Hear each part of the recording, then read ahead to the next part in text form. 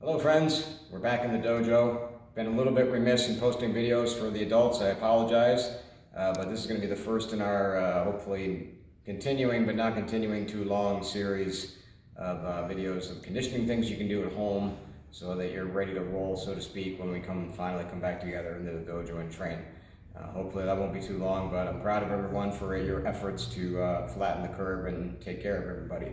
So in the meantime, some things you can do. Today I'm going to talk specifically about things you can do with your body to train it for the ukemi that we take for Ikkyo. Some of which is pretty straightforward comparison to Ikkyo and some of which is a little bit less directly related, but I hope you'll see the logic. So that's what we're doing today. So let's get going. So like many things in Aikido, the way we do, think about ukemi for Ikkyo and Birankai is not terribly standard. I'm not going to say other people don't do it like we do, but Chiba Sensei was very particular about how he wanted us to take Ikkyo ukemi. The principle underlying all of the approaches we take to ukemi is that we want to keep the body unified and the entire body working as a unit. So what we don't do when we take Ikkyo ukemi in our school is divide the body in half, and in particular bend at the waist, and so we can see we split the lower body from the upper body. So rather than breaking the body in the middle by bending at the waist and creating two pieces, typically what we will try to do is as the torso goes forward as Ikkyo is applied, we let one of the legs come up straight. And ideally, it's hard to do when you actually don't have a partner, but you're keeping a straight line from the heel of this foot all the way through the top of your head if you can. So you can imagine a line going all the way up the back of your leg, through your spine, out the top of your head.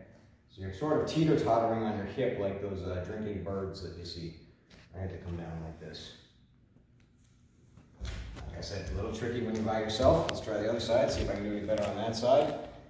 I've been away from training too, so here. And then obviously you're typically like this when we first absorb Ikkyo when our partner applies it. So leg is up, foot is flexed. And then all I have to do to come up in that case is to drop my leg. And I come back up again. It's one unit. So that's the idea. So now, to do this properly, it helps to have some training of the back side of the body. So we call this the posterior chain sometimes.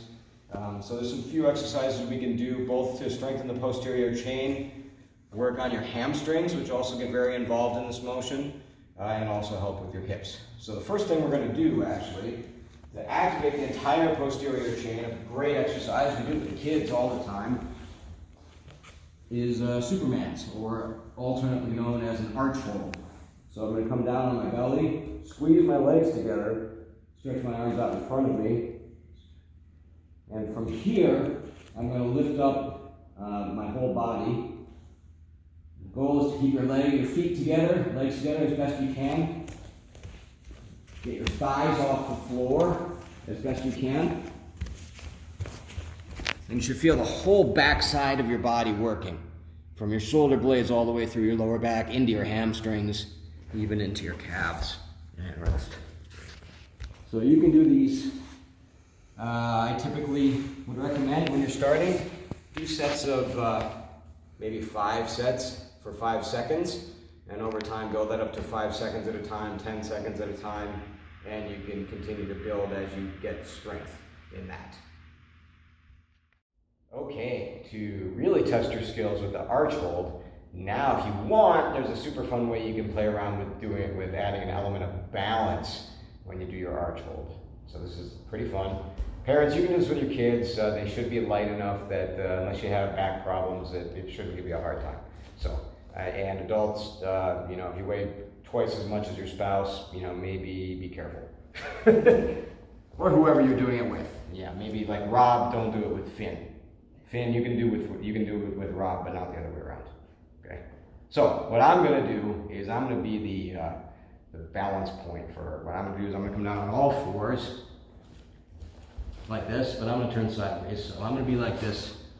What Terry's going to do is she's going to come and put the knot on her belt, or her tanden, or however you want to feel it, talk about it, right on top of my hip bone. So she's going to put her weight right over my legs. So on top of my hips, right over my legs. So I should have no problem supporting her weight because it's just her weight going through my leg bones. Okay, this shouldn't feel like work to me. I'll feel her weight, but I shouldn't feel like I have to push to hold her up. So now she comes up, puts her tanden right on top of that spot on my hip, and she's going to try and do this same arch hold, balanced on top of me. She may want to scoot up on top of my hips a little bit more. Yeah. This is harder than it looks. It's hard. And then do a Superman and see if you can stay there. Really strong Superman. And relax. So if you can, you want to try and balance right on top of your partner's hips, holding that same strong arch. It's not easy, but it'll help you get your balance and it'll help you keep that feeling of being able to have your body in one piece, even when you're kind of teeter-tottering around. Give it a try. Don't do it with the dog.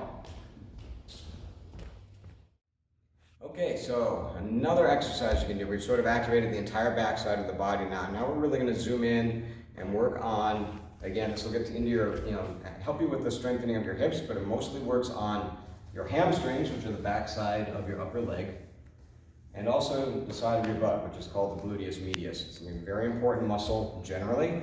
So apart from being good for your Ikkyo Conditioning, this is very good for your knees. Stabilizing your knees. We put a lot of strain on our knees in Aikido, so it's good to do things to keep them nice and strong. So what we're going to do is an exercise called the Romanian deadlift. I don't know why Romanian, maybe Ardu can tell us why it's Romanian, but haven't seen him in a while. So anyway, let's take a look at this. So with the Romanian deadlift, what we're going to do is from this standing position, this is going to be straightforward for now. And what we're going to do is bend one knee slightly, the other leg is straight and goes backward. And we come down like this, and to come up, we squeeze our butt, in this case on the left side. And you'll feel that also work into the back, the upper back side of your leg. So from here, we just come down, squeeze and come up. And again, we want to try to lift this leg that's coming off the floor. Keep it as much as possible in line with your back. That's the hard part.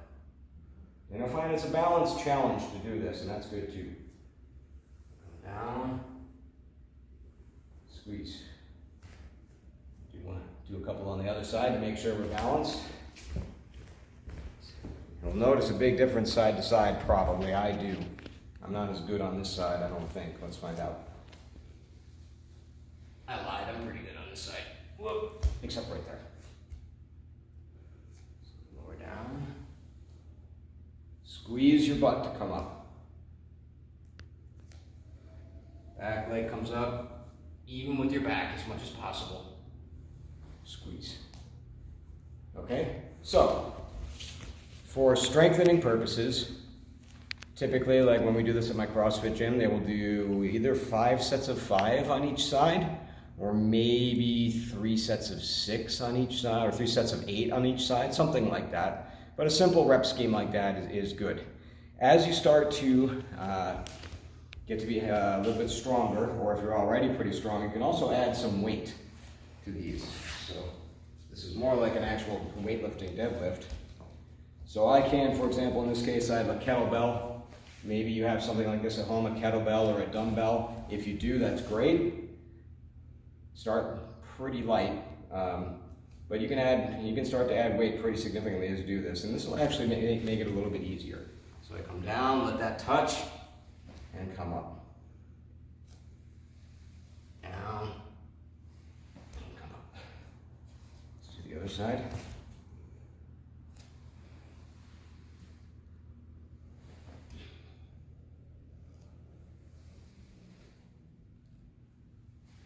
The other thing that will help with these is that you not lock out the knee that you're standing on, the leg that you're standing on. So have a little bit of bend in this knee.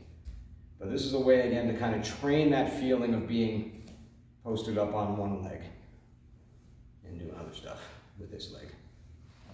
Okay? If you don't have a kettlebell, ordinary household items like a bucket or a jug of water will do just fine. This is a very light bucket. It doesn't have anything in it, but you could get a bucket and load it up with, put some water in it. You could put cans of soup in it, whatever. Anything that you can grab onto and hold in front of your body, you can do the same thing.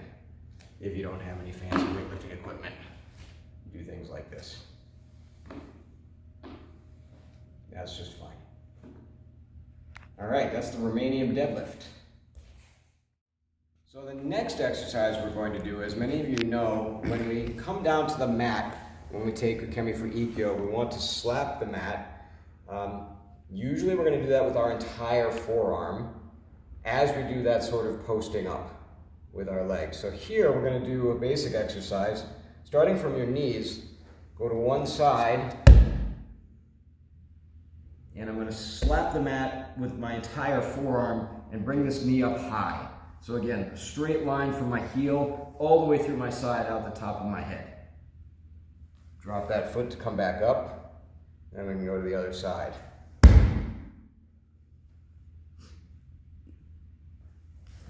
And you can just go from side to side. But the important point is that you're not like this. Your leg is up, your foot is flexed. This should feel like work, because it is. This will really get the sides of your legs and also start getting you used to making this a habit when you take Ikkyo ukemi.